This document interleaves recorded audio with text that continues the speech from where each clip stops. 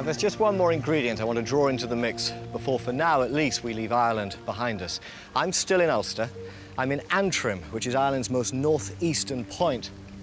And that, right over there, behind Rathlin Island, that's Scotland. That's the Mull of Kintyre. And it's at this point that I want to draw Scotland into this story of interweaving nations.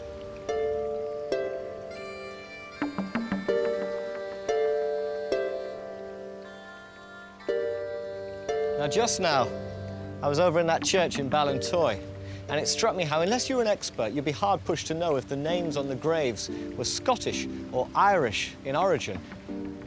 Names like Stewart and Colgan and Jameson, and all those Macs, Mackay, McMullen, McNeil.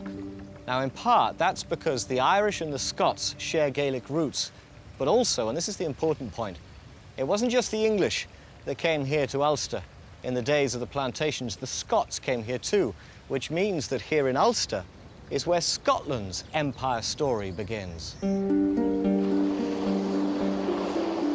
1603, Elizabeth died childless, and the English crown passed to her cousin James, the King of Scotland, which meant that now England and Scotland, two separate nations, shared the same ruler.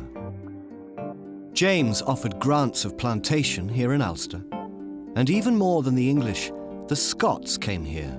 They settled, they lived and died here in their thousands.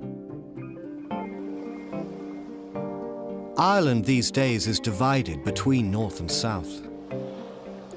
Only this northern part of Ireland, the 6 counties of Ulster, remains a part of the United Kingdom, and that's a hangover from the days of the plantations.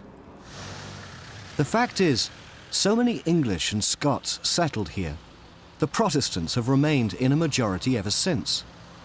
When nationalists rose in rebellion against British rule at the start of the 20th century, here in the north, they fought to stay a part of the United Kingdom. And up here in the villages of County Antrim, that proud patriotism is proclaimed from every lamppost. And so the pieces of our national jigsaw fit together. In 1707, an Act of Union was passed between England and Scotland, and Great Britain was formed. In 1800, an Act of Union was passed between Great Britain and Ireland, and the United Kingdom was born. The UK today is what's left of that jigsaw.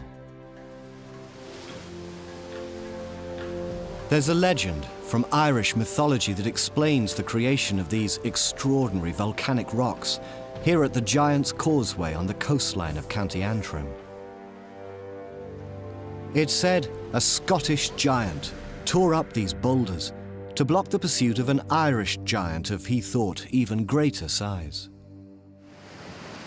Well, the truth is that this giant that transformed Ulster wasn't Scottish, but British. English and Scottish combined. And now, with this Act of Union in 1707, this British giant stood ready for new adventures even further across the seas. And it's now that the story of the British Empire can truly begin.